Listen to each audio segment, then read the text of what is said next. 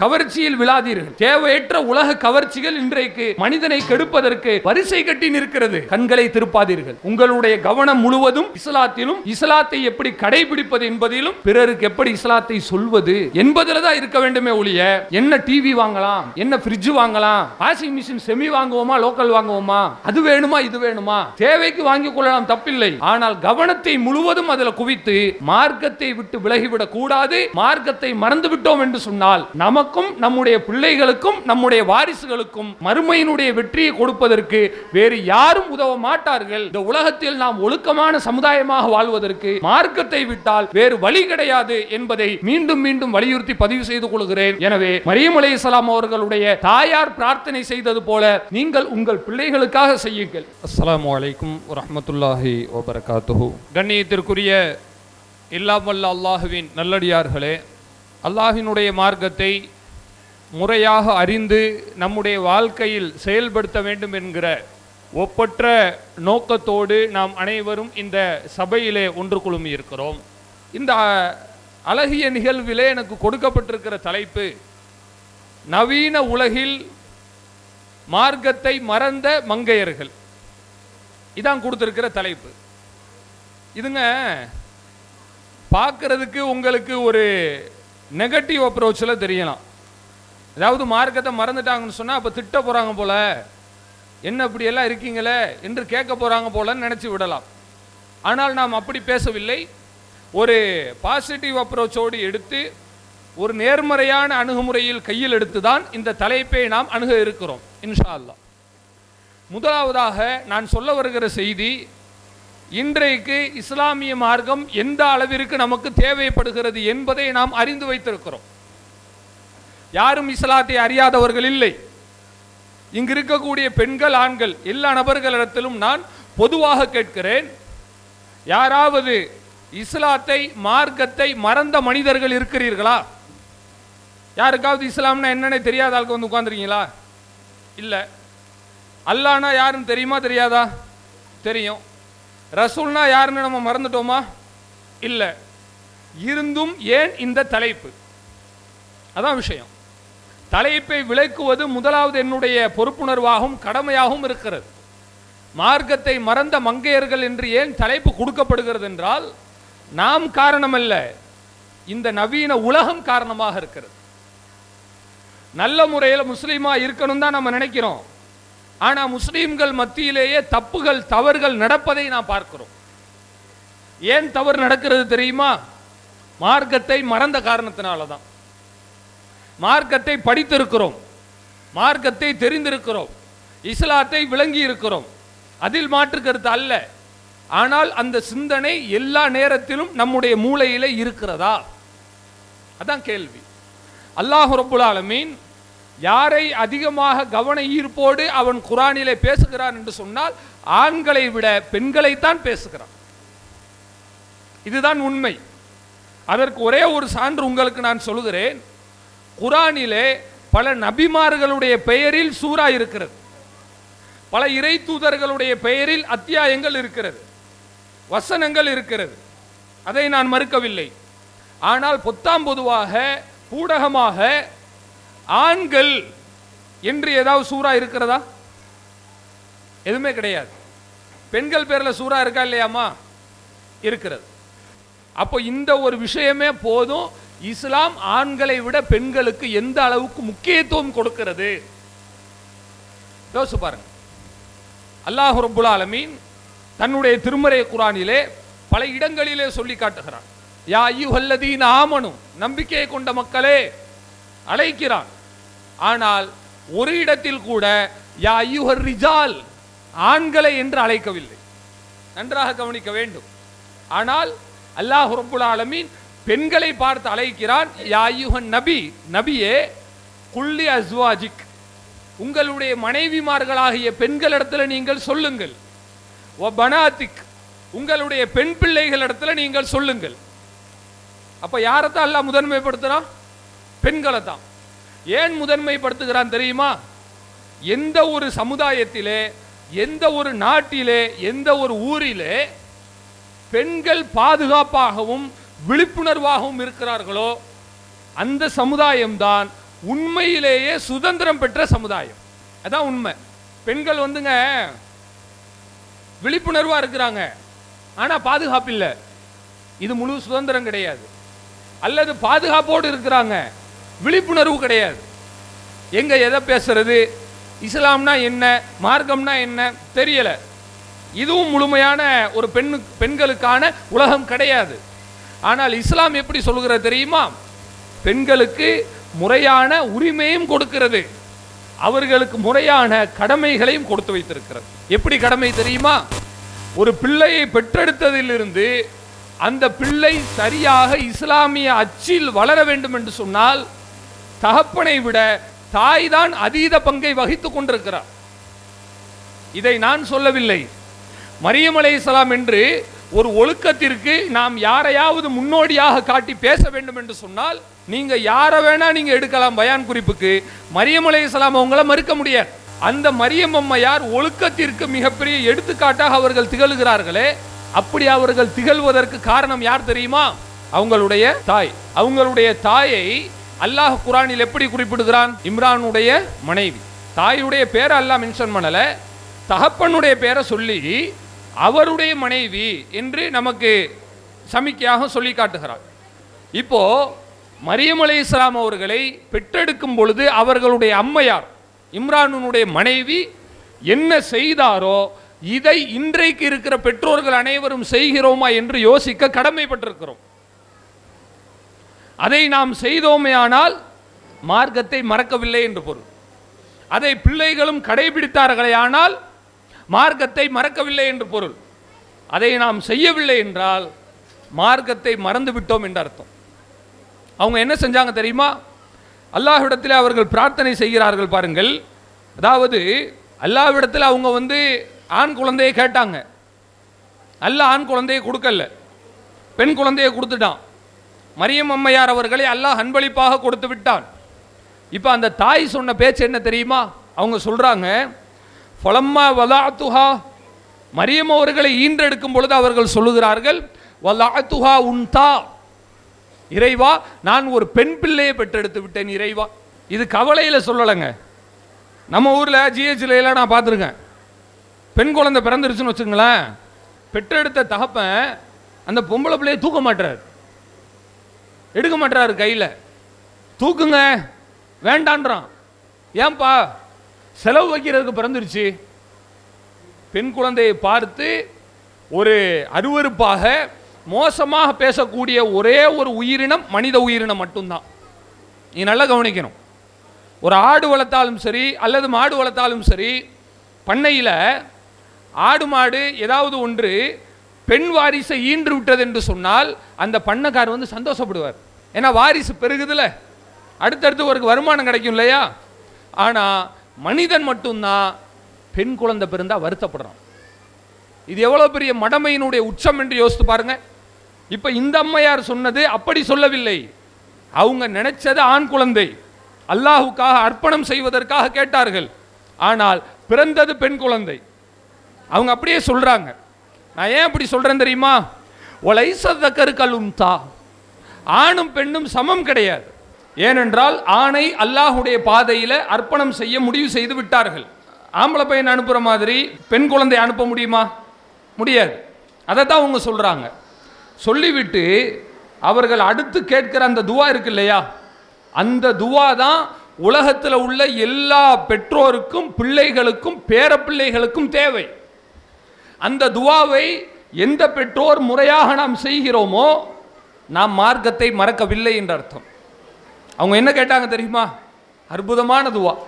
அவர்களே சொல்கிறார்கள், ஒயின்னி சம்மை துஹா மரியம், இறைவா இந்த பெண் பிள்ளைக்கு மரியம் என்று நான் பெயர் வைத்திருக்கிறேன், அது என்னுடைய பொறுப்பு.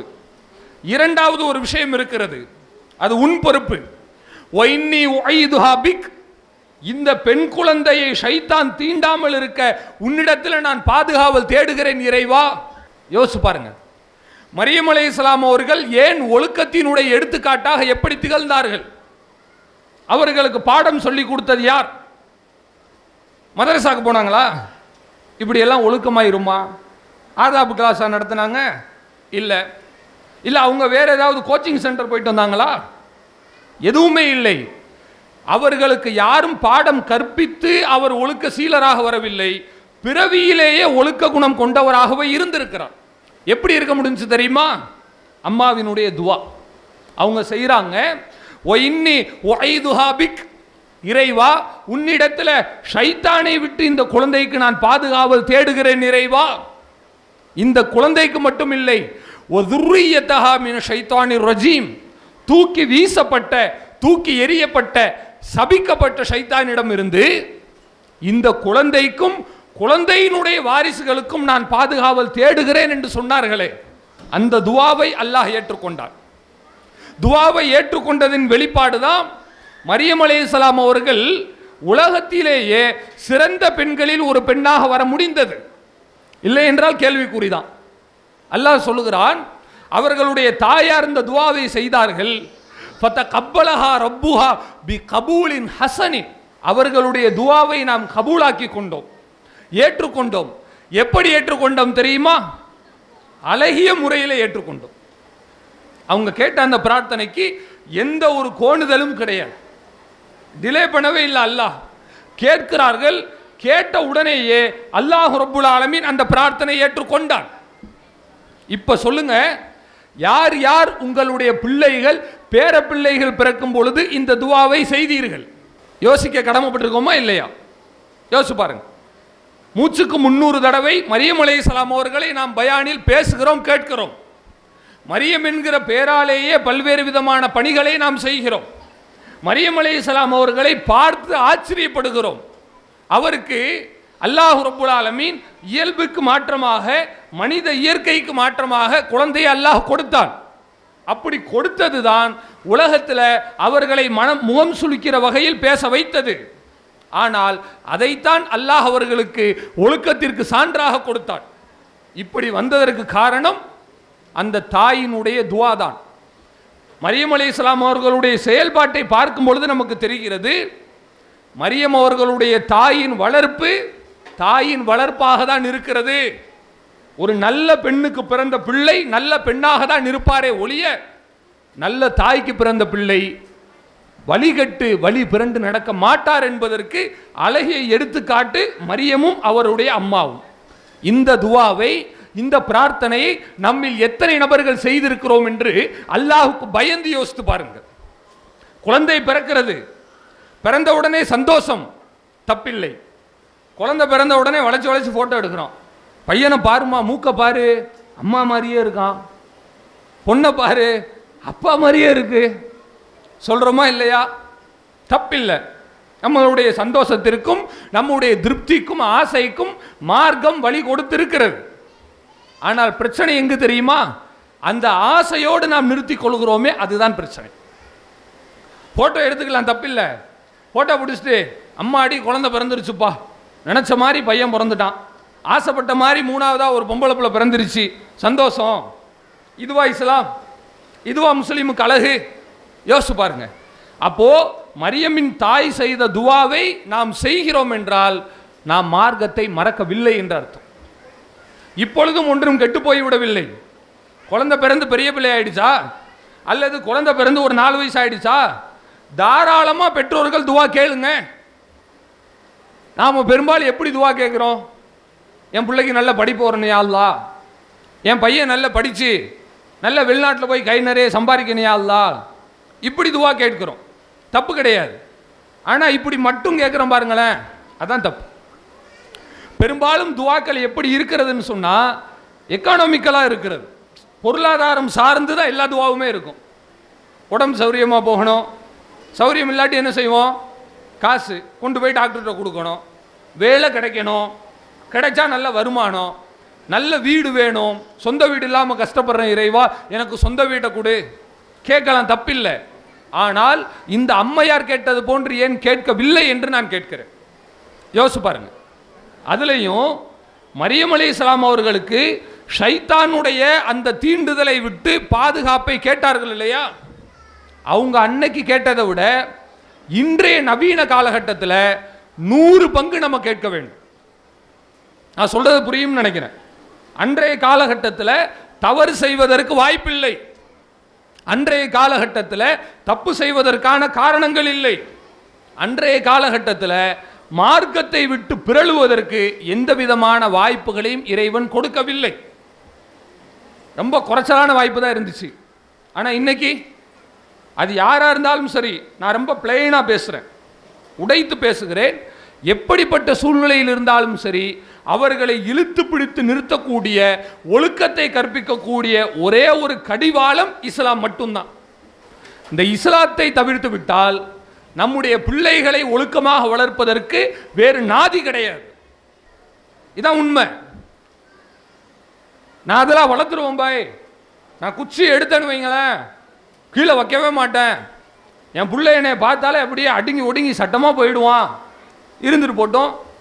எது வரை இருப்பான்? நீங்கள் பார்க்குற வரை இருப்பான். உங்கள் பார்வையை தாண்டிடுச்சுன்னு சொன்னால் டோட்டலாக மாறிடுங்க. அப்போ பெண்களுக்கு இன்றைக்கு மார்க்கத்தை கொடுப்பதனுடைய முக்கியத்துவம் மரியம்முடைய தாயாரின் பிரார்த்தனையிலிருந்து நமக்கு தெரிகிறது. அந்த தாயார் அன்றைக்கு செய்த அந்த துவாவை இன்றைக்கு இருக்கக்கூடிய அனைவரும் கண்டிப்பாக செய்யுங்கள். உங்கள் தொழுகையில் செய்யுங்க, குழந்தை பிறந்தா செய்யுங்க, சின்ன பிள்ளைங்களா நீங்க தொழுகையில் துவா செய்யுங்க.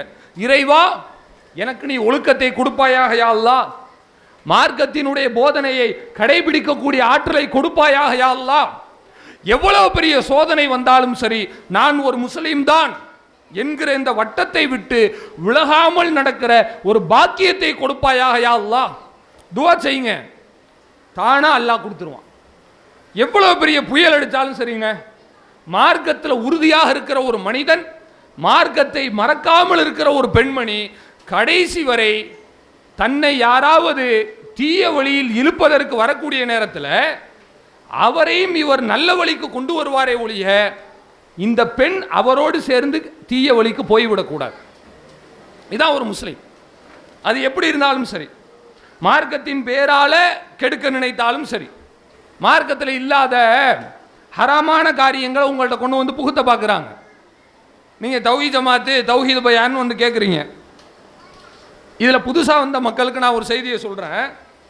இதுக்கு முன்பு வர ஊரில் உங்களை பார்க்குற எல்லாருமே வந்து ஹீரோ மாதிரி பார்த்துருப்பாங்க, பயங்கரமான ஆள், நல்லவங்க அப்படின்னு பார்த்துருப்பாங்க. நம்ம தௌஹீத் ஜமாத்தில் இருக்கோம்ன்ற அந்த ஒரு விஷயம் வெளியே தெரிஞ்சிருச்சுன்னு வைங்களேன், அன்னையிலேருந்து நம்மளை எல்லாரும் வில்லனாக பார்க்க ஆரம்பிச்சிருவான்.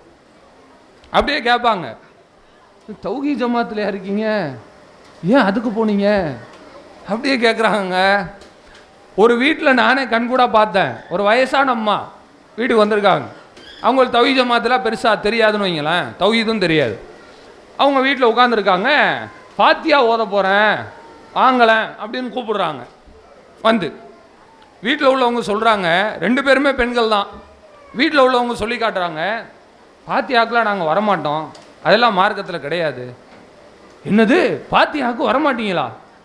ஏம்மா அப்படி சொல்கிறீங்க? இல்லை, நம்ம ஃபாத்திகா இந்த வரதட்சணை கல்யாணத்துக்கெலாம் போகிறது இல்லைம்மா.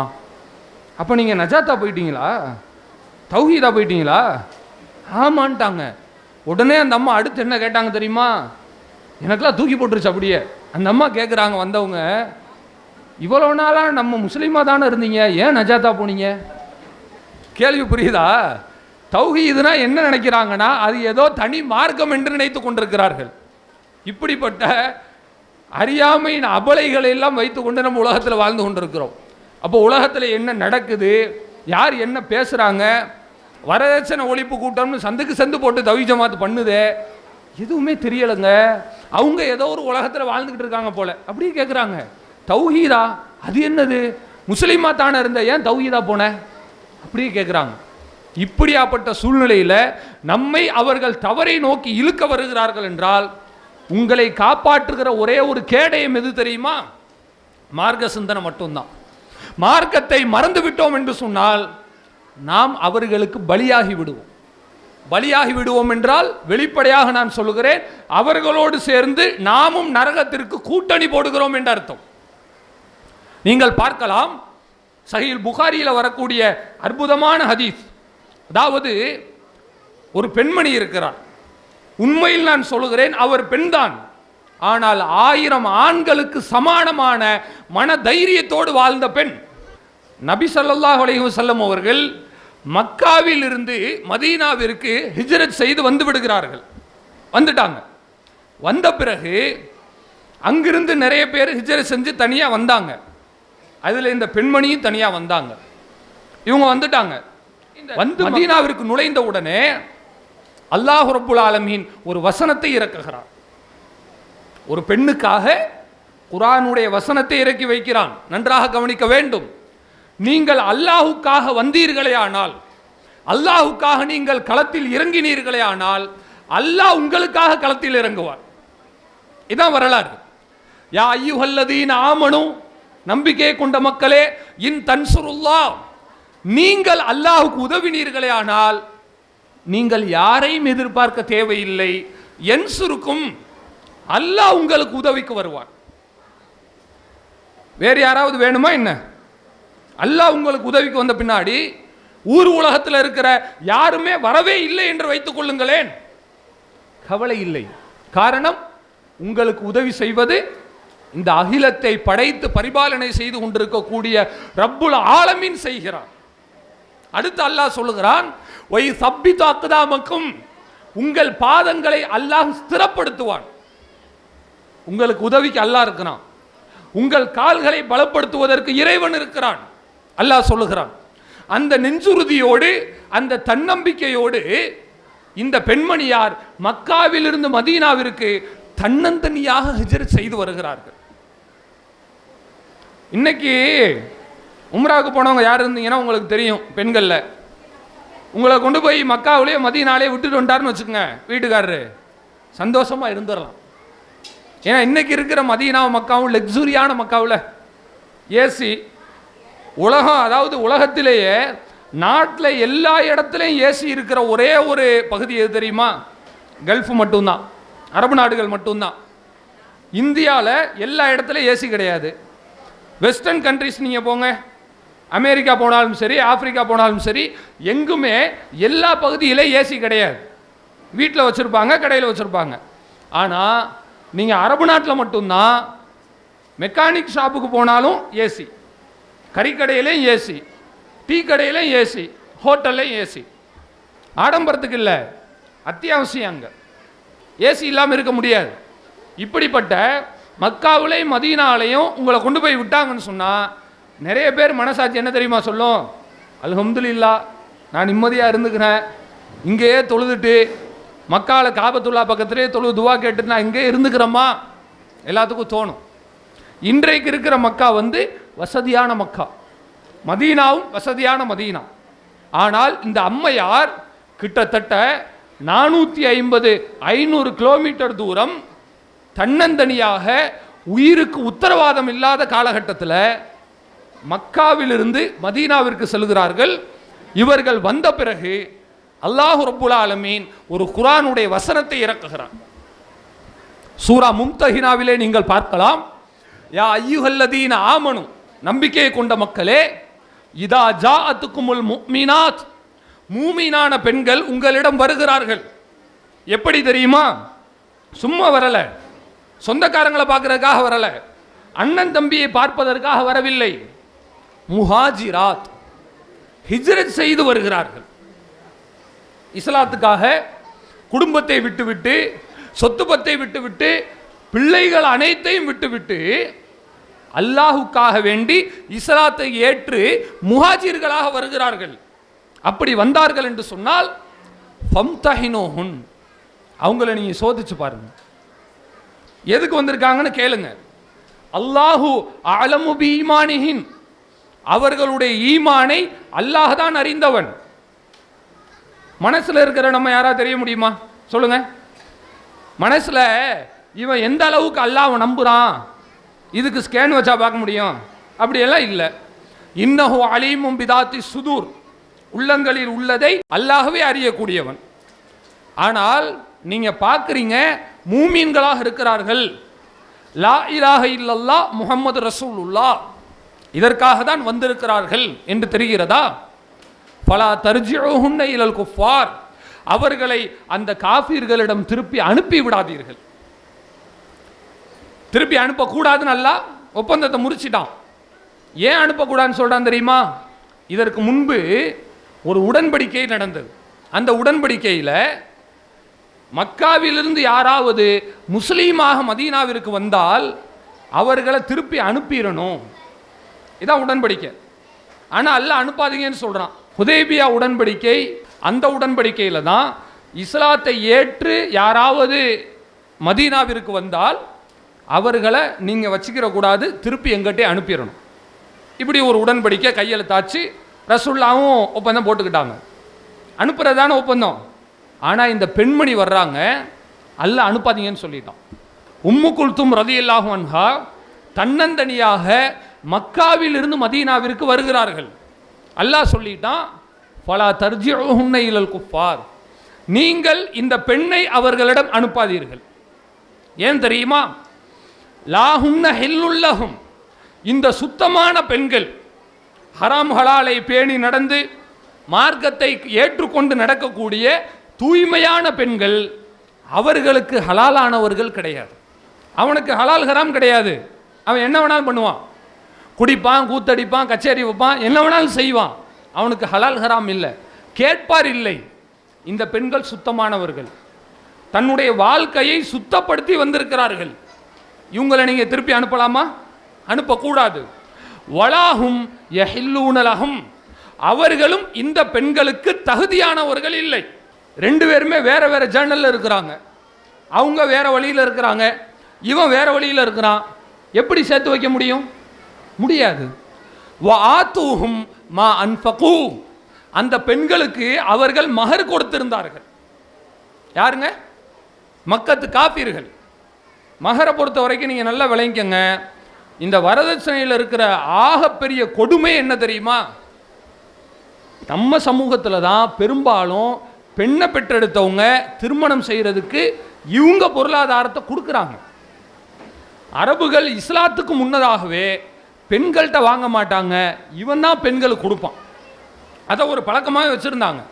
அதைத்தான் எல்லாம் சொல்லி காட்டுறான். அவங்க அந்த பெண்களை திருமணம் முடிக்கும் பொழுது கொடுத்துருப்பாங்கல்ல தொகை, அந்த தொகையை முகம்மது நபி அவர்களே நீங்கள் அரசாங்கத்திலேருந்து எடுத்து கட்டிடுங்க.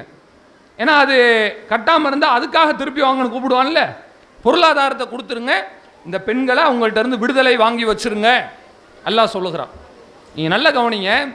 உம்மு குல்தும் ரலியல்லாஹு அன்ஹா எப்படி மக்காவிலிருந்து மதீனாவை நோக்கி வருகிறார்கள் என்றால், ஒரு கடலில் கிடக்கக்கூடிய மீனை எடுத்து கரையில் போட்டால் துடிச்சுக்கிட்டு திருப்பி அந்த கடலுக்குள்ளே ஓடி வரும் இல்லையா, அது மாதிரி வருகிறார்கள். தன்னுடைய இனம், தன்னுடைய இஸ்லாமிய கொள்கை சார்ந்த அந்த சமுதாயம் மக்காவில் இல்லை, மதீனாவில் தான் இருக்கிறார்கள் என்று தெரிந்தவுடனே உயிரை பணயம் வைத்து கிட்டத்தட்ட பல நாட்கள் பயணம் செய்து வருகிறார்கள் என்றால் சத்தியத்திற்காக. இன்றைக்கு நாம் சிரமப்படாமல் சத்தியத்தில் இருக்கிறோம். நமக்கு யாருக்காக கஷ்டம் இருக்காங்க சொல்லுங்கம்மா? இங்கே வந்திருக்கீங்கல்ல, 100-200 பேர் பக்கம் இருக்கீங்க பெண்கள். நீங்கள் யாராவது இஸ்லாத்தை ஏற்று நடப்பதற்காக தூரத்திலிருந்து ஹிஜ்ரத் செஞ்சு வந்திருக்கீங்களா? கல்யாணம் பண்ணி வேணா வந்திருப்போம், வெளியூர்லேருந்து கல்யாணம் பண்ணி வேணா வந்திருப்போம். யாராவது ஹிஜ்ரத் பண்ணி வந்திருக்கோமா? இல்லை. வீட்டில் யாராவது டார்ச்சர் பண்ணுறாங்களா? நீ இஸ்லாத்தில் இருக்கக்கூடாது அப்படின்னு உங்கள் தாய் யாராவது உங்களை பயமுறுத்துறாங்களா? 100ல் ஒருத்தர் அப்படி இருந்தாலே ஆச்சரியம்தான். 99% நிம்மதியான வாழ்க்கை வாழ்கிறோம். இப்படி வாழக்கூடிய நேரத்தில் நாம் ஒரு விஷயத்தை கவனிக்கணும். நெருக்கடியான சூழ்நிலையில் மார்க்கத்தை மறக்காமல் உம்மு குல்தும் நடந்த விதம் எங்கே?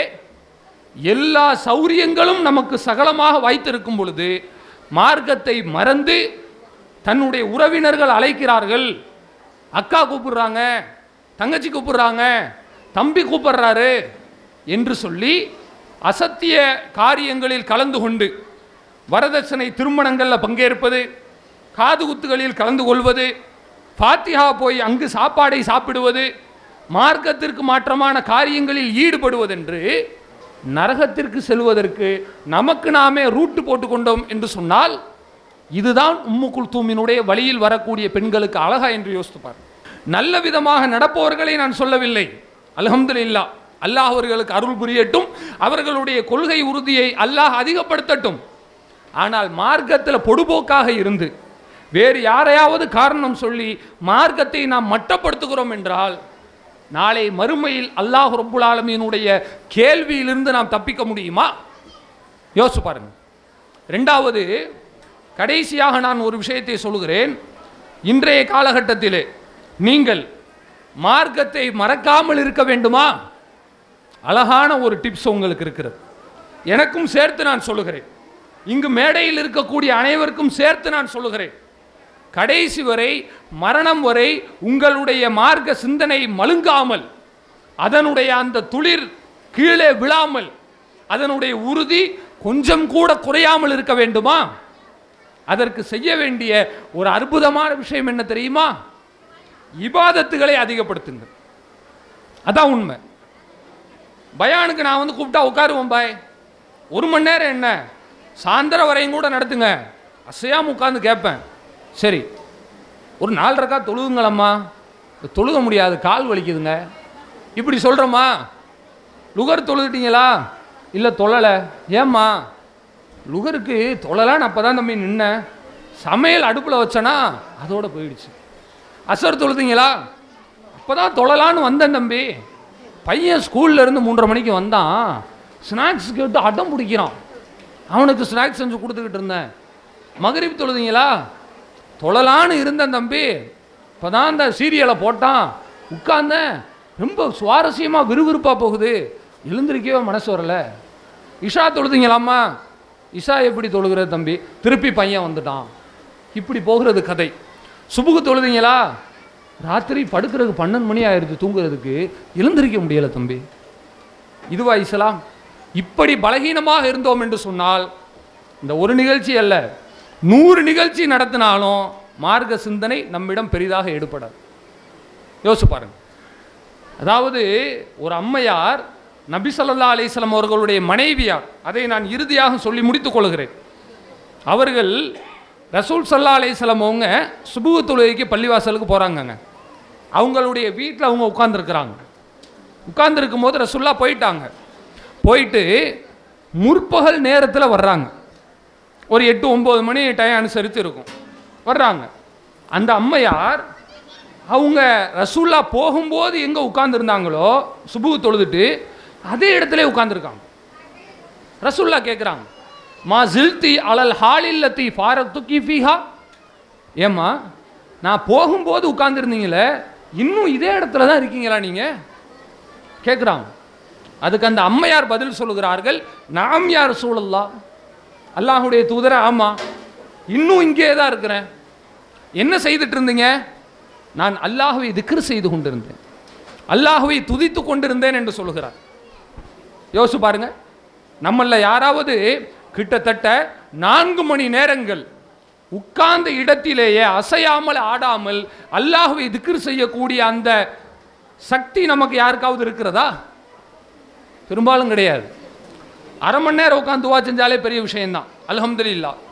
அப்படி ஒரு பெண்மணி 4 மணி நேரங்கள் ஒரே இடத்துல உட்கார்ந்து பிரார்த்தனை செய்திருக்கிறார். சஹீஹ் முஸ்லிம்ல இந்த செய்தியை பார்க்கலாம். ஜுவைரியா ரலியல்லாஹு அன்ஹா சொல்லுகிறார்கள், நான் காலையிலிருந்து இப்பொழுது வரை அல்லாஹ்வை திக்ர் செஞ்சுக்கிட்டே இருக்கேன்னு சொல்லி காட்டுறாங்க. அப்போ அல்லாஹுடைய தூதர் அருமையான ஒரு வார்த்தையை சொல்லுகிறார்கள், நீங்கள் இவ்வளவு நீளமாக திக்ர் செய்கிறீங்க இல்லையா, இவ்வளோ நேரம் எடுக்கிறது, இவ்வளவு பெரிய திக்கரையும் நான் ஒரு 4 வார்த்தைகளை சொல்லி தருகிறேன்.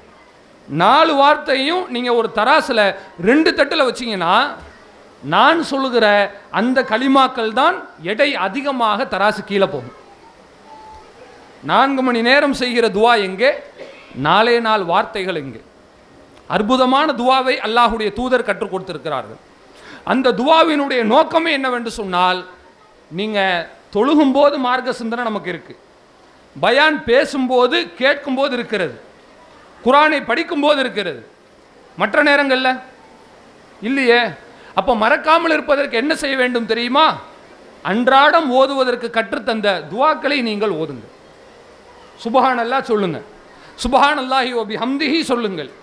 ஜுவைரி அம்மையாருக்கு அல்லாஹுடைய தூதர் கற்றுத்தந்த துவா நமக்கும் சேர்த்து தான் கற்றுத்தந்தாங்க. அந்த துவா தெரியுங்களா? சுபஹான் அல்லாஹி வ பிஹம்திஹி அதத ஹல்கிஹி வரிضா நஃப்ஸிஹி வஸினத அர்ஷிஹி வமிதாத கலிமாத்தி. அல்லாஹ்வுடைய தூதர் சொல்லி தருகிறார்கள், 4 மணி நேரம் ஓதின பிரார்த்தனையை இந்த பிரார்த்தனை முந்தி செல்கிறது, எடை அதிகம். ஏன் தெரியுமா? 4 மணி நேரம் ஓதிய பிரார்த்தனையை விட இதற்கு அதனுடைய பொருள் அவ்வளவு பலமாக இருக்கிறது.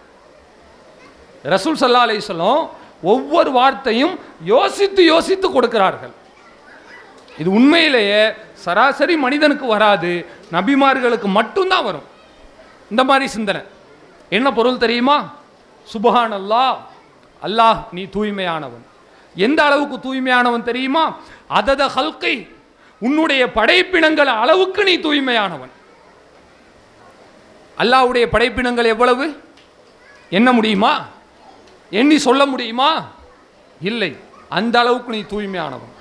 வரிதா நஃப்ஸிஹி, இறைவா உன்னுடைய திருப்தி வேண்டுகிற அளவுக்கு நீ தூய்மையானவன். இறைவா, அல்லாஹ்வுடைய திருப்தி மிக பெரியது. குர்ஆனில் அல்லாஹ் சொல்லுகிறான், வரிதுவானும் மினல்லாஹி அக்பர், அல்லாஹ்வினுடைய பொருத்தம் தான் மிக பெரியது. அடுத்து அல்லாஹ்வுடைய தூதர் சொல்லி காட்டுகிறார்கள், அதத ஹல்கி வரிதா நஃப்ஸி வஸினத அர்ஷி, அரிசியினுடைய எடை அளவுக்கு நான் உன்னை புகழுகிறேன் யா அல்லாஹ்.